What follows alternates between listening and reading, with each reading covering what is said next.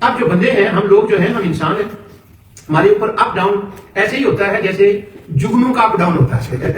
یہ ہمارے بھائی غلام ناصر صاحب پاکستان جا رہے ہیں، اگلے ہفتے ہمارے ساتھ نہیں ہوں گے، اللہ تعالیٰ ان کا صبر بقائم فرمائے.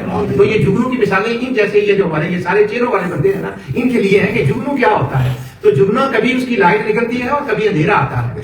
تو جب وہ جگنو ہوتا ہے نا تو کبھی اندھیرا کبھی روشنی. اسی طرح ہم جیسے جو عوام مسلمان ہیں، ہم بھی جگنو کی طرح ہیں. کبھی رمضان آیا، اس کا اثر آیا، محفل آئی تو چمکنے لگ گئے. اگر زیادہ دنیا میں بہ گئے تو پھر اندھیرے میں چلے گئے. تو اس طرح سے ہم وہ جگنو کی ٹائپ کا جو ہے نا وہ سفر کرتے ہیں. ہمارا جگنو کے ٹائپ کا سفر ہوتا ہے اور یہ غلط نہیں ہوتا، اسی طرح ہی ہوتا ہے. اچھا، اب اللہ تعالیٰ فرماتا ہے کہ استقامت دکھاؤ رمضان کے بعد. استقامت کیا ہے؟ وہ استقامت یہ ہے کہ اس اثر کو قائم رکھنا، اس کا اثر جاری رہنا چاہیے. اور آگے کمال ہو گئی ہے، قرآن ہے نا، قرآن کی آیت کی. اللہ تعالیٰ فرماتا ہے کہ وہ جو رمضان کا اثر ہے یا ایمان کا اثر ہے نا، اسے پھسلانے کے لیے، اس رنگ کو ختم کرنے کے لیے ارد گرد کا ماحول جو ہے وہ تمہارے اوپر اتنا اثر کرے گا کہ تمہارا رمضان کا رنگ خراب ہو جائے. شیاطین اپنا اثر دکھائیں گے. کئی دفعہ شیاطین کا یہ مطلب نہیں ہوتا کہ وہ شیطان بن کر ہی بندے کے سامنے آتا ہے. نہیں، قرآن نے جو آخری جملے کہے ہیں نا وہ بڑے قابل غور ہیں اور ہم سب کو آتے ہیں. بڑے قابل غور جملے ہیں. قرآن نے کہا ہے شیطان ہمیشہ شیطان کے روپ میں نہیں آتا. الذی یوسوس فی صدور الناس، آگے کیا ہے؟ من الجنۃ والناس. کبھی شیطان کے روپ میں آتا ہے اور کبھی وہ انسانوں کے روپ میں آتا ہے. یعنی ایک انسان کے اندر شیطان داخل ہو گیا، اس نے اپنی عادتیں ڈال دی. اب دیکھنے میں وہ بندہ ہے، بات کر رہا ہے، سارا کچھ ہے، لیکن جو وسواس، جو کلام اس کی زبان سے نکل رہا ہے نا، وہ ایمانی کلام نہیں ہوتا، وہ رحمانی نہیں ہوتا، وہ شیطانی ہوتا ہے. اور بندہ اس کا اثر لے لیتا ہے. ہم انسان ہیں. اب جب اس کا اثر لے لیتے ہیں تو اس کا مطلب ہوا کہ شیطان جو ہے نا انہوں نے اپنا اثر ڈالا اور ہمیں انسان پھسل گئے، بھول گئے. اب اللہ تعالیٰ کا کرم دیکھیں کہ شیطان یا جتنے وہ شیاطین ہیں بڑے پاورفل ہیں، ان کے پاس بڑے ٹیکٹکس ہوتے ہیں اور وہ ٹیکٹکس کے ایکسپرٹ ہوتے ہیں. اب اللہ نے جو تھوڑا سا استقامت دکھائے اور ذرا جم کے کھڑا ہو اور ارادہ کرے، ڈیٹرمن ہو، مائنڈ پکا کرے کہ نہیں یار میں نے رمضان کا رنگ جانے ہی نہیں دینا، بس یہ ڈیٹرمن کرے تھوڑا سا. اللہ فرماتا ہے جو بندہ ڈیٹرمن کرے نا کہ میں نے اس رنگ پہ رہنا ہے اور جمنا ہے، اور شیاطین آتے ہیں، انسان آتے ہیں، حالات آتے ہیں اس کو پھسلانے کے لیے، تو اللہ کہتا ہے فکر نہ کرو، تتنزل علیہم الملائکہ، میں ملائکہ تم پر نازل کرتا ہوں جو تمہیں ہاتھ پھیرتے رہتے ہیں، بندے ہلی نہ. تو یہ کس بات کی برکت ہے؟ صرف استقامت، کہ جب وہ تھوڑا سا جمنے کا ارادہ کرے، ڈیٹرمن کرے، اور یہ نہیں کہ ادھر تھوڑے سے حالات ہوں تو وہ پہلے ہی بندہ بھاگنے کے لیے تیار ہو جائے تو پھر نہیں.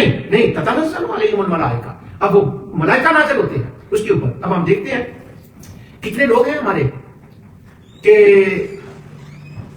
لوکل کمیونٹی کے اندر وہ کام کرتے ہیں، آفس میں کسی جگہ پر، وہاں ایٹماسفیئر بہت اور طرح کا ہوتا ہے، وہاں اٹریکشنیں کچھ اور طرح کی ہوتی ہیں، لیکن وہ ایک تنہا بندہ ہوتا ہے پورے اس ایٹماسفیئر کے اندر. اب وہاں ایسی وہ استقامت دکھاتا ہے، نہ وہ بندے اس کا کچھ بگاڑ سکتے ہیں، نہ شیطان اس کا کچھ بگاڑ سکتے ہیں. کیوں؟ کہ وہ جو ملائکہ ہیں وہ اس کے سپورٹر ہوتے ہیں اور وہ کہتے ہیں کیا ہے اس کو؟ تتنزل علیہم الملائکہ اللہ تخافوا ولا تحزنوا، اپنے آپ کو اکیلا مت سمجھنا، خوف نہ کرنا، گھبرانا نہیں، بس تگڑے ہو جاؤ، شیر بن کے رہو اور ہم تمہارے ساتھ ہیں. اب جو استقامت ہے نا، ڈٹرمن ہونا، ارادہ کرنا اس بات کا کہ ہم نے پکے رہنا ہے، اس چیز کے اوپر بہت بڑی بات ہے، بہت بڑی بات ہے. جو اولیاء اللہ ہیں، جو صوفیاء ہیں، ان کی ایک کہاوت میں آپ کو بتاتا ہوں جو ان کی بہت سی کتابوں میں ہے. بہت سے لوگوں کا خیال ہے کہ یہ حضور غوث پاک رضی اللہ تعالیٰ کا کلام ہے یا اللہ عالم کسی صوفی کا کلام ہے.